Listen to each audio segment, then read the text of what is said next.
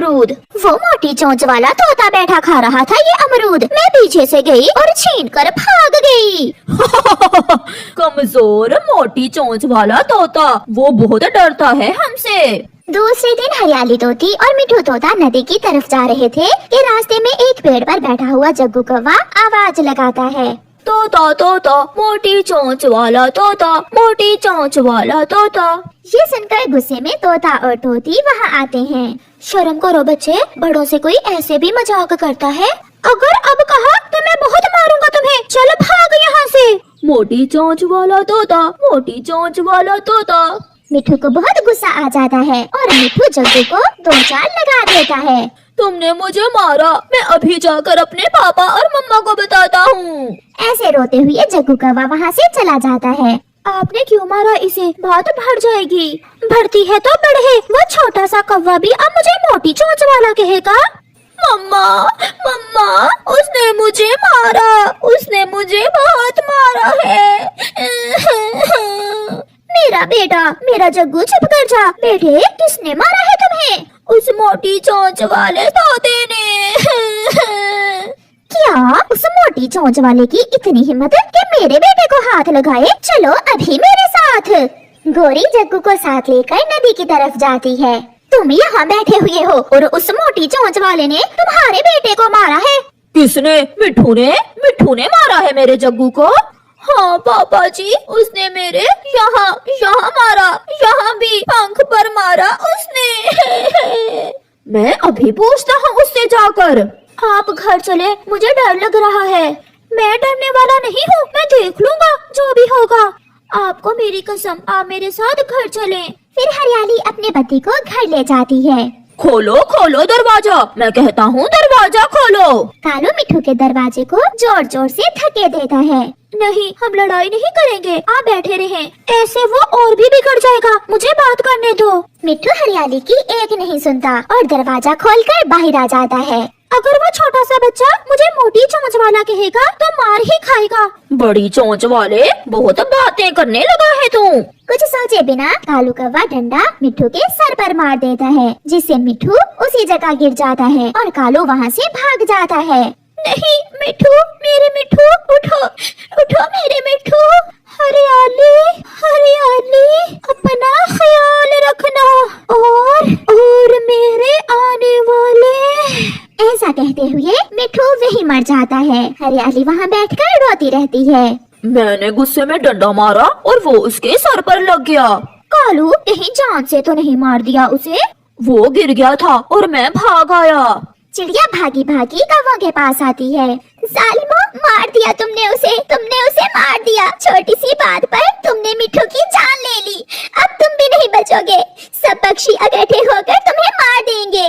रात हो जाती है। कालू, मुझे डर लग रहा है, अब पक्षी हमें नहीं छोड़ेंगे। लड़ाई तक तो बात ठीक थी, तुमने उसकी जान ही ले ली। ये सब तुम्हारी वजह से हुआ है, ना तुम मुझे इतना गुस्सा दिलाती और ना ये सब होता।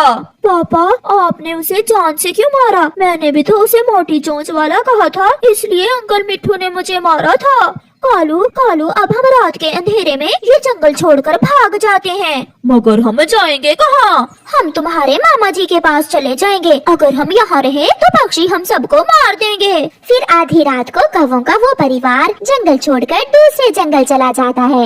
हरियाली बहन, शांत हो जाए, सब बहुत गुस्से में है। कबूतर भी, बुलबुल भी और चील दी ने भी कहा है कि सब मिलकर कौवों से बदला लेंगे। अब कोई कुछ भी कर ले, मेरा पति कहाँ लौट कर आएगा? मैंने उन्हें रोका था, मैंने उन्हें बाहर जाने से रोका भी था। हरियाली का दुख कम होने वाला कहाँ था? वो सारी रात रोती रहती है। ये सुबह सुबह कौन आ गया? दस्तक फिर से होती है। कालू, आप सब सुबह सुबह ही, क्या हुआ? सब ठीक तो है ना? मामा जी, हमसे खून हो गया है, हमें कुछ दिन आप अपने घर में रख लें। खून? किसका खून कर दिया है तुमने? मिठू तोते से लड़ाई हो गई थी। कालू ने गुस्से में डंडा मारा जो उसके सर पर लग गया और वो वहीं मर गया। किसी की जान लेकर तुम यहाँ आ गए हो ताकि सब पक्षी मेरे दुश्मन बन जाएं। आप यहाँ से जाएं, मैं आपको अपने घर में 1 मिनट के लिए भी नहीं रखूँगा। कालू का मामा दरवाजा बंद करके घर चला जाता है। सुबह सुबह ही सब पक्षी इकट्ठे होकर कौवों के घर जाते हैं। वो भाग गए हैं। मैं पहाड़ों की तरफ देखती हूँ और तुम सब घने जंगल में। उन दुष्ट कौवों को सजा जरूर मिलेगी। सब पक्षी कौवों को ढूंढ रहे थे। वो सब बहुत गुस्से में थे। लाल तोता तो हाथ में डंडा उठाए हुए था। मेरा भाई इसी जंगल में रहता है, हम मेरे भाई के पास चले जाते हैं। फिर वो सब गोरी के भाई की तरफ जाते हैं।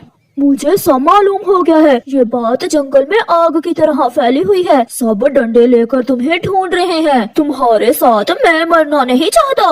भाई वो हमें मार देंगे। मेरा जग्गू, मैं अपने जग्गू को मरता नहीं देख सकती। ये सब पहले सोचना था। किसी की जान लेते हुए तुम्हें जरा खौफ न आया? आप सब जाएं यहाँ से। कोई भी उन कौवों को अपने घर रखने के लिए तैयार न था। वो भटकते रहते हैं। वो कई दिन छुप छुप कर गुजारते हैं, भूखे प्यासे, कभी यहाँ तो कभी वहाँ। रात के अंधेरे में वो परिवार एक सूखे हुए पेड़ पर बैठा हुआ था। जिंदगी में कितना सुकून था। घर था, खुशियाँ थी, भोजन था और सब हमसे डरते भी थे। कोई है, छुप जाओ, सब छुप जाओ। वो झाड़ियों में छुप जाते हैं। चील, लाल तोता, चिड़िया, कबूतर वहाँ से गुजर जाते हैं। उन सब के पास डंडे थे। हम नहीं बचेंगे, एक ना एक दिन तो वो हमें ढूंढ ही लेंगे। ऐसे ही कुछ दिन गुजर जाते हैं और फिर एक दिन तेज बारिश शुरू हो जाती है। कौवों का सारा परिवार एक पेड़ के नीचे बैठा हुआ था कि पेड़ की एक डाल टूटकर उन पर गिर जाती है। जग्गू और कालू वहीं मर जाते हैं। जग्गू उठो बेटा, उठो मेरे जग्गू। मैं बर्बाद हो गई, मैं लुट गई। इतनी बड़ी सजा क्यों मिली मुझे? मैं मर जाती, मेरा जग्गू ना मरता। गोरी रोती है, बहुत रोती है, मगर अब कुछ भी लौट कर नहीं आने वाला था।